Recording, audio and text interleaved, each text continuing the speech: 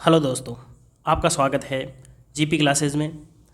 इस वीडियो में हम राजस्थान सामान्य ज्ञान के कुछ प्रश्न डिस्कस करेंगे जो आपके किसी न किसी प्रीवियस एग्ज़ाम में पूछे गए हैं और आने वाले एग्ज़ाम में उनके आने की काफ़ी संभावना है। और एक एक क्वेश्चन को हम इतना डिटेल में डिस्कस करेंगे कि यदि आप किसी भी एग्ज़ाम की तैयारी कर रहे हैं, चाहे सीईटी हो या फिर और कोई भी एग्ज़ाम हो, तो सभी एग्ज़ाम के लिए ये वीडियो इंपॉर्टेंट है। वीडियो को लास्ट तक ज़रूर देखें, तभी आपको समझ में आएगा कि जो क्वेश्चन है उनको कैसे डिटेल में पढ़ना है। तो चलिए शुरू करते हैं। पहला क्वेश्चन है, राजस्थान का राज्य पक्षी, राज्य वृक्ष और राज्य पशु का सही सुमेलित समूह कौन सा है? तो यहाँ पे सही समूह आपको बताना है। तो देखिए, क्वेश्चन तो बहुत ही ज़्यादा सिंपल है, लेकिन हम इसको थोड़ा डिटेल में डिस्कस करेंगे। तो इसका सही आंसर हो जाएगा 4 नंबर, गोडावण, खेजड़ी और चिंकारा। यहाँ पे आपको डायग्राम में ये गोडावण दिख रहा होगा, ये आपकी खेजड़ी है और ये है चिंकारा। राजस्थान का राज्य पक्षी है गोडावण। अब गोडावण की बात आई है तो गोडावण का आपको वैज्ञानिक नाम याद होना चाहिए। तो गोडावण का वैज्ञानिक नाम है कोरियोटिस नाइग्रिसेप। क्या है? दोबारा बता देता हूँ, आपको याद हो जाएगा, कोरियोटिस नाइग्रिसेप। क्योंकि वैज्ञानिक नाम का एक क्वेश्चन पूछा जाता है और थोड़ा मुश्किल से याद होता है। यदि हम बात करें गोडावण का जो और क्या क्या नाम है, इसे माल मोरडी भी कहते हैं, इंग्लिश में इसे ग्रेट इंडियन बस्टर्ड कहते हैं, सोन चिड़िया भी कहते हैं, हुकना भी कहते हैं, या फिर एक नाम और है गुदन मोर भी कहते हैं। ये कहाँ पे पाया जाता है? ये जैसलमेर में पाया जाता है, राष्ट्रीय मरू उद्यान में, और बारां के अंदर एक जगह है सोरसेन, वहाँ पे भी पाया जाता है। यहाँ से एक ज़्यादा इंपॉर्टेंट क्वेश्चन है जो बार बार पूछा जाता है कि गोडावण को राज्य पक्षी कब घोषित किया गया? ये सन आपको याद होनी चाहिए, 1981, 1981, ये सन आपको याद होनी चाहिए। अब हम बात करते हैं खेजड़ी की। खेजड़ी हमारा क्या है? राज्य वृक्ष है। इसके और क्या नाम है? इसे हम राजस्थान का गौरव भी कहते हैं और रेगिस्तान का कल्प वृक्ष भी कहते हैं। इसका वैज्ञानिक नाम है प्रोसोपिस सिनेरेरिया। खेजड़ी का वैज्ञानिक नाम क्या है? Prosopis cineraria. और गोडाउन का क्या बताया था मैंने? कोरियोटिस नाइग्रिसेप। और खेजड़ी को राज्य वृक्ष कब घोषित किया गया? 31 अक्टूबर 1983। तो आपको डेट याद रहे नहीं, लेकिन सन आपको याद रखना है 1983, और वो था 1981। अब हम बात कर लेते हैं चिंकारा की। तो चिंकारा को राज्य पशु कब घोषित किया गया? 1981। ये भी क्या है? 1981 हो जाएगा। और इसका वैज्ञानिक नाम है गजेला बेनट्टी। क्या है? गजेला बेनट्टी। इतनी जानकारी आपको पता होनी चाहिए। अगला क्वेश्चन हम देखते हैं, चांपानेर की संधि किन राज्यों के बीच में हुई? मालवा और गुजरात, मेवाड़ और गुजरात, मालवा और मेवाड़, या फिर मेवाड़ और मारवाड़ के मध्य? बहुत ही अच्छा क्वेश्चन है। ये क्वेश्चन एग्जाम में वापस पूछा जा सकता है। तो यहाँ पे आपका आंसर हो जाएगा नंबर 1, मालवा और गुजरात। मालवा और गुजरात के मध्य ये संधि क्यों हुई? तो मालवा के सुल्तान थे, कौन थे? महमूद खिलजी। महमूद खिलजी। और गुजरात का सुल्तान कौन था? ये था कुतुबुद्दीन। कुतुबुद्दीन।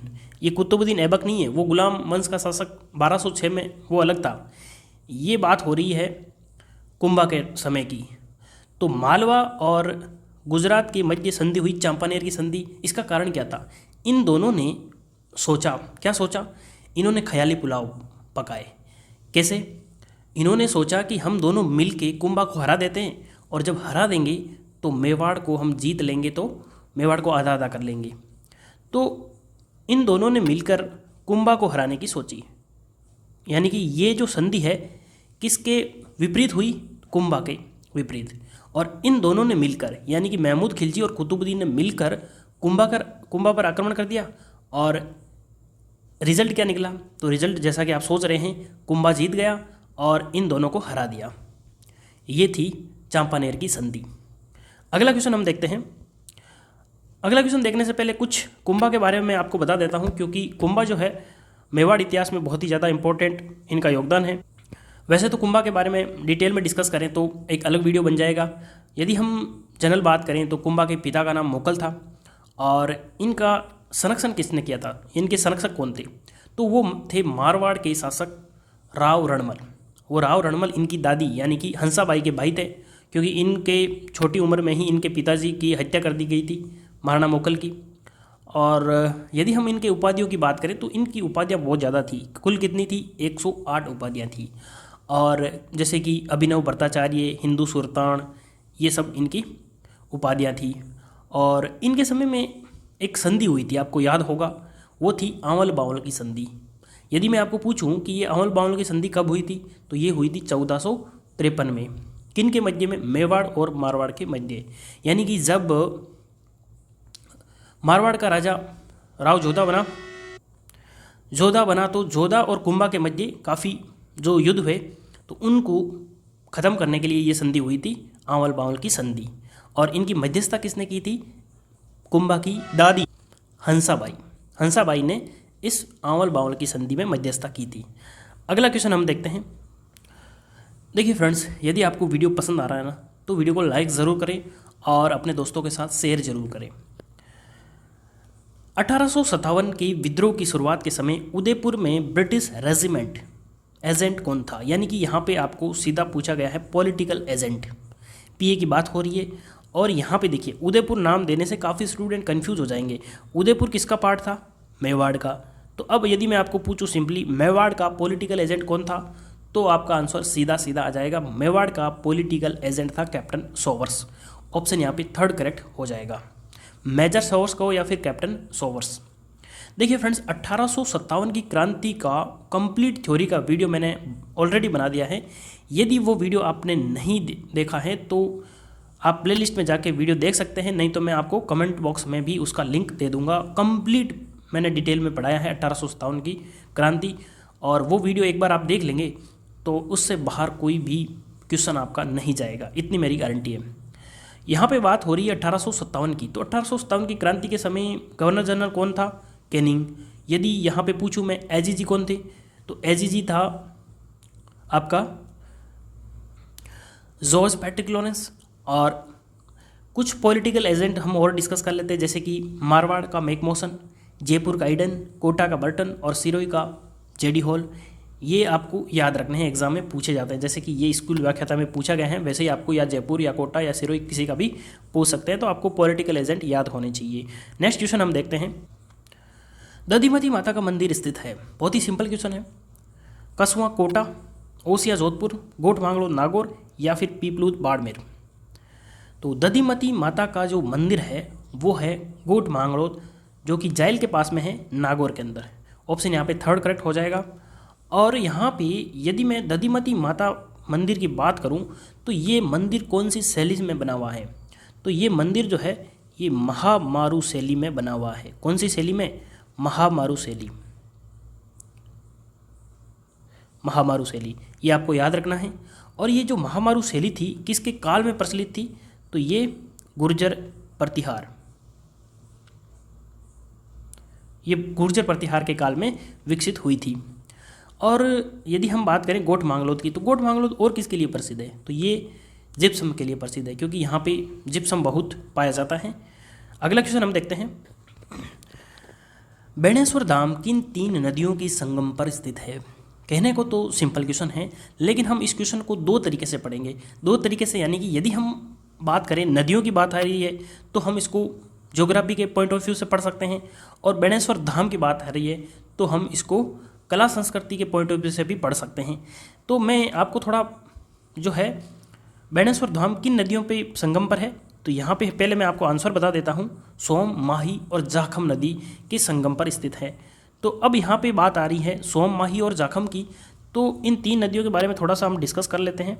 ये हमारे राजस्थान का जो पार्ट है, यानी कि ये आपका डूंगरपुर हो जाएगा, इधर आपका बांसवाड़ा हो जाएगा।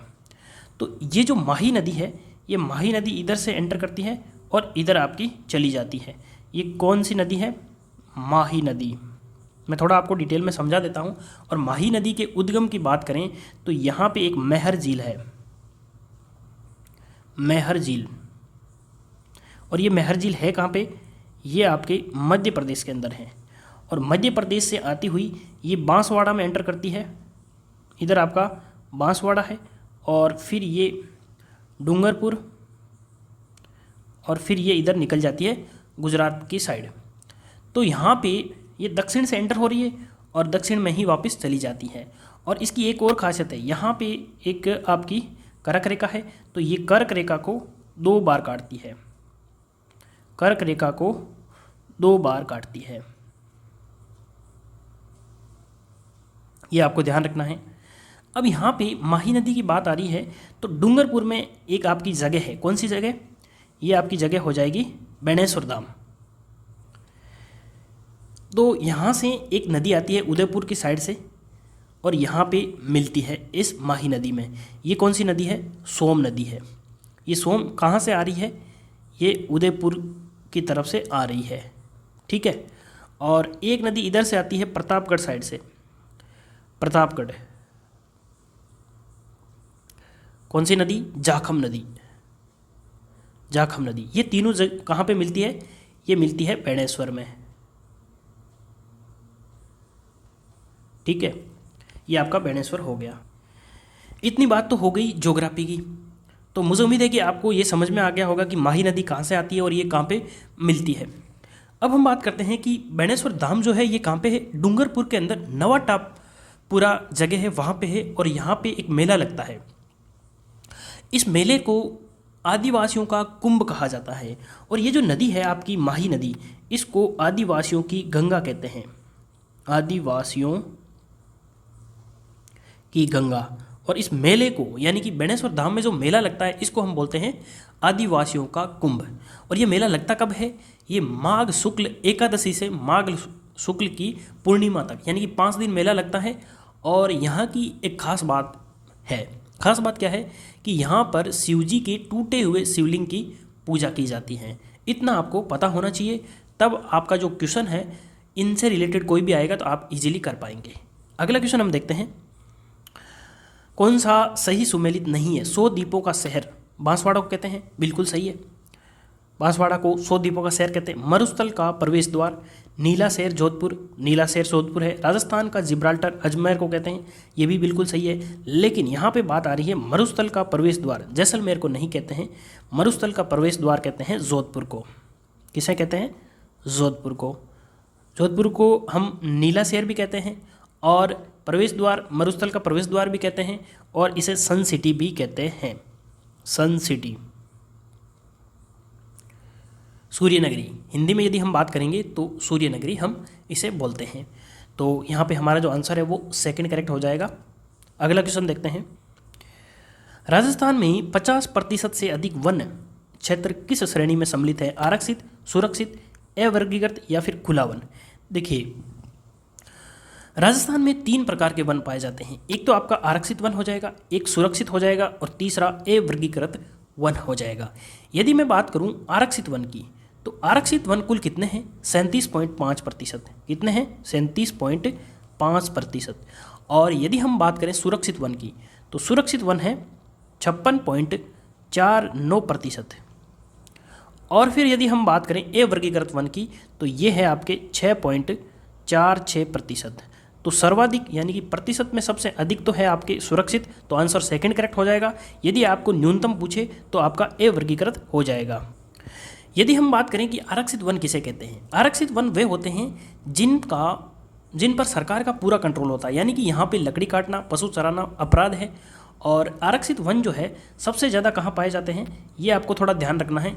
ये उदयपुर में पाए जाते हैं, उदयपुर में। और कहाँ पे पाए जाते हैं? चित्तौड़गढ़ में पाए जाते हैं, चित्तौड़गढ़। और एक आपको और नाम याद रखना है, अलवर में पाए जाते हैं। सुरक्षित वन की बात करें तो सुरक्षित वन जो होते हैं यहाँ पे भी लकड़ी काटना मना तो होता है, लेकिन थोड़ी बहुत छूट दी जाती है, यानी कि पशुचारण थोड़ा बहुत कर सकते हैं, लेकिन जो है उतनी जो है कंट्रोल नहीं होता है। ये कहाँ पे पाए जाते हैं? ये बारां में पाए जाते हैं और करौली में पाए जाते हैं। अब हम बात करें अवर्गीकृत वन। अवर्गीकृत वन यानी कि जिन पे सरकार का प्रतिबंध नहीं होता, वहाँ पे लकड़ी भी काट सकते हैं, पशु भी चरा सकते हैं। ये वन जो है ये बीकानेर में पाए जाते हैं। और कहाँ पे? गंगानगर, जैसलमेर, यहाँ पे ये वन पाए जाते हैं। ये बहुत ही कम मात्रा में पाए जाते हैं। तो मुझे उम्मीद है कि आप सभी को वन के बारे में थोड़ी जानकारी ज़रूर मिली होगी। अगला क्वेश्चन हम देखते हैं। राजस्थान में केंद्रीय भेड़ एवं ऊन अनुसंधान संस्थान कहाँ पर अवस्थित है? अविकानगर टोंक, सांगानेर जयपुर, पुष्कर अजमेर या फिर पोखरण जैसलमेर। तो आपको बताना है केंद्रीय भेड़ एवं ऊन अनुसंधान संस्थान कहाँ पर है। तो ये है आपका अविकानगर टोंक में। अब यदि हम बात करें इसकी केंद्रीय भेड़ एवं ऊन अनुसंधान संस्थान की, तो आपको इसकी स्थापना याद होनी चाहिए। 1962 में इसकी स्थापना की गई थी। अब हम बात करते हैं किसके द्वारा की गई। तो भारतीय कृषि अनुसंधान परिषद के द्वारा की गई। क्यों की गई? इसका कुछ उद्देश्य तो होता होगा। उद्देश्य यही होगा कि यदि भेड़ की बात हो रही है तो ज़्यादा से ज़्यादा मांस प्राप्त करना, ज़्यादा से ज़्यादा ऊन प्राप्त करना। और ये जो ज़्यादा से ज़्यादा मांस और ऊन कब प्राप्त होगा? जब भेड़ों की जो किस्म है वो अच्छी किस्म की भेड़ होगी, तभी वहाँ पे ऊन ज़्यादा प्राप्त होगी। तो इसका मेन उद्देश्य है अच्छी किस्म की भेड़ें तैयार करना। नेक्स्ट क्वेश्चन देखते हैं। किस शिलालेख में चौहानों को वत्स गोत्र ब्राह्मण कहा गया है? चीरवा शिलालेख, संग ऋषि का शिलालेख, बिजोलिया शिलालेख और अपराजित का शिलालेख। तो यहाँ पे आपको बताना है कि चौहानों को वत्स गोत्र ब्राह्मण किस शिलालेख में कहा गया है। तो बहुत ही सिंपल क्वेश्चन है, बिजोलिया शिलालेख में। बिजोलिया कहाँ पे है? बिजोलिया है आपके भीलवाड़ा में। कहाँ पे है? भीलवाड़ा में। ये जो शिलालेख है ये 1170 ईस्वी का है। यदि एग्जैक्ट डेट की बात करें तो 5 फरवरी 1170 का है। और इसमें लिखा गया है कि अजमेर और चौहान के जो अजमेर के जो चौहान शासक थे इनको वत्स गोत्र ब्राह्मण बताया गया है। और इसमें एक राजा का भी उल्लेख है, विग्रहराज चतुर्थ का भी इसमें उल्लेख दिया गया है। तो ये आपको ध्यान रखना है कि बिजोलिया शिलालेख के अंदर वत्स गोत्र ब्राह्मण बताया गया है चौहानों को। नेक्स्ट क्वेश्चन देखते हैं। कागजी टेराकोटा के लिए प्रसिद्ध है उदयपुर, जोधपुर, भरतपुर या फिर अलवर। सबसे पहले आपको पता होना चाहिए कि कागजी टेराकोटा होता क्या है। जो मिट्टी होती है उसको पतली करके और परतदार बर्तन बनाते हैं, उसे हम कागजी कला कहते हैं। और कागजी कला के लिए प्रसिद्ध है अलवर। तो हमारा आंसर जो है 4th करेक्ट हो जाएगा। यदि आपको सुनहरी टेराकोटा पूछे, ये तो हो गया कागजी टेराकोटा, तो आपका आंसर अलवर हो जाएगा। यदि पूछे सुनहरी टेराकोटा तो आपका आंसर बीकानेर हो जाएगा। बीकानेर जो है सुनहरी टेराकोटा के लिए प्रसिद्ध है। यदि हम बीकानेर की बात करते हैं तो वहाँ पे मथेरन कला भी प्रसिद्ध है। तो फ्रेंड्स ये थे कुछ क्वेश्चन, हमने एक एक क्वेश्चन को बहुत ही डिटेल में डिस्कस किया है। तो आपको वीडियो कैसा लगा कमेंट बॉक्स में ज़रूर बताना। यदि वीडियो पसंद आया तो वीडियो को लाइक ज़रूर करना और अपने दोस्तों को शेयर जरूर करना। तो वीडियो को कंप्लीट देखने के लिए धन्यवाद। मिलते हैं अगले वीडियो में, तब तक के लिए जय हिंद, जय भारत।